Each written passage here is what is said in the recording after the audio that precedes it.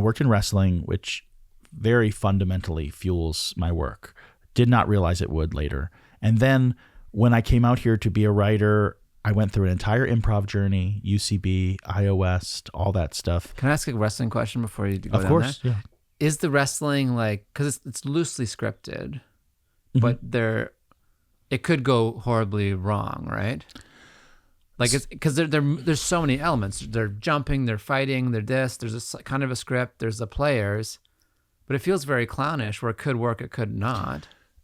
You also, with wrestling, you have to understand too that there's like the televised product, and then there's matches without TV. There's old school thinking and new school thinking. Okay.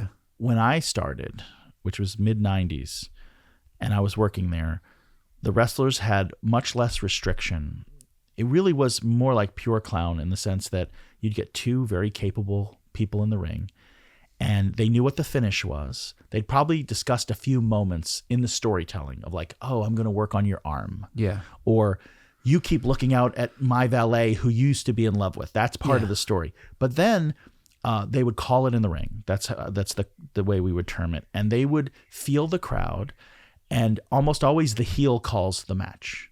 The heel is trying to figure out the best way to get the audience angry at them and cheering the babyface. And who's like a famous heel? Ric Flair. Okay. Ric Flair would probably be the most famous. Roddy Piper, for most of his career, was a heel.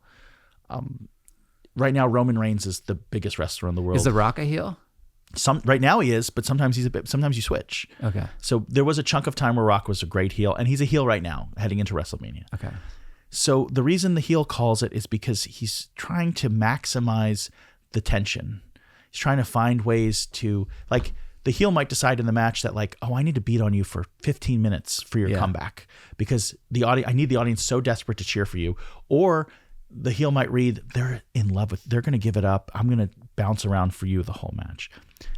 As wrestling has become more televised and the stakes have become higher, now matches are much more scripted.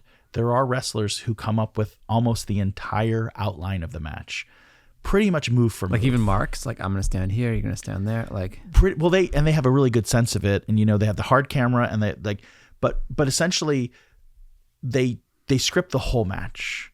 That's new. That didn't exist back in the old days. Literally, guys would do 60-minute Broadways, and what that means is a 60-minute draw, and they would not have talked about the match at all. They had worked together before. They might go into a sequence they had done before, but wrestling now is definitely more about telling a specific story, and it is a testament to these performers that they are able to remember like very complicated sequences. They also do have the benefit that there's things called house shows or dark shows where they can work on matches, like doing small matches in towns on the way to a big televised event. They can kind of run through what a match might look like. And for every Raw and SmackDown, there's 4 or 5 full shows in between with no cameras.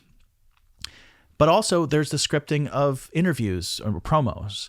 And the really good performers, like The Rock right now, he has a guy named Brian Gerwitz, and he writes a lot of The Rock stuff, but The Rock is also a great improviser and something has great timing. Great timing. I mean, really, I will say to you that there was no surprise amongst my friends who are wrestling fans when he became a huge movie star, because we were watching him essentially go out week after week and just kind of put a 20-minute segment together in front of a live audience that was electrifying, to use his word. And so we were like, yeah, this guy's a movie star. This guy's great.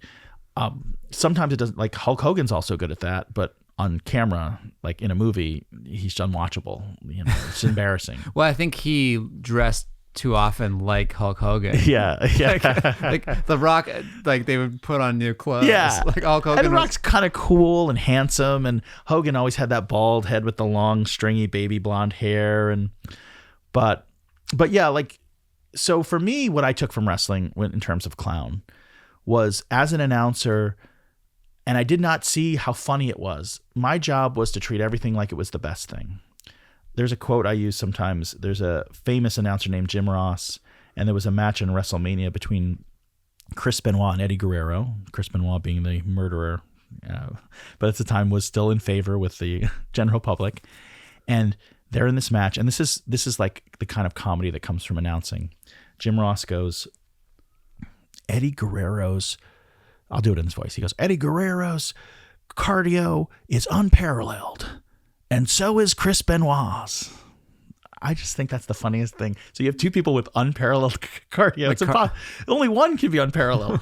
But like that's what you do the whole time. You're like, this is the most amazing thing. I can't believe I saw this. The second something new comes in, like a clown, you're like, this is the moment I've been waiting for all night. You just swore up and down that this was the moment that shook you to your core, and literally now you're on something else. So treating everything with value, even stuff that's clearly dumb, that was important. And in general, patience. You watch these really good storytellers in the ring. Moves happen and suddenly they stop. They look at the audience. They're like, oh my God, I can't believe he's getting up from that. I tried to pin him. Or like, wow, we're so evenly matched. That the speed of performance isn't how we move through life. We actually can take so much space to just be in our feelings and react and acknowledge reaction. And these are things that have been really benefited me all through my con stuff.